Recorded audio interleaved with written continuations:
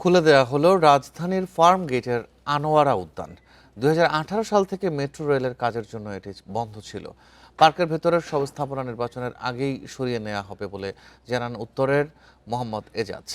শুক্রবার বিকেলে পার্কটি হস্তান্তর করা হয়। প্রশাসক আরও বলেন, ঢাকার বাসযোগ্যতা রক্ষায় সিটি কর্পোরেশনের এই উদ্যোগ। আরও ১৩৮টি মাঠ নিয়ে কাজের সিদ্ধান্ত হয়েছে বলে জানান তিনি। বলেন, উত্তরার মাঠগুলো নিয়ন্ত্রণে থাকলেও মিরপুর ও মোহাম্মদপুরের অবস্থা বেহাল। মাঠগুলো সবার ব্যবহারের উপযোগী করতে উদ্যোগ নেওয়া হচ্ছে। স্পেস আছে, খেলার মতো করে তারা খেলা শুরু করতে পারবে। আর ইলেকশনের আগেই যে স্থাপনাগুলো দেখেছেন, যে এখানকার স্থাপনা, এখানে যে স্থাপনাগুলো আছে, এগুলো ক্লিন করে আমাদেরকে বুঝিয়ে দেবে। ১৩৮টি মাঠ পার্ক তো ঢাকা শহরে আছে, তাই না?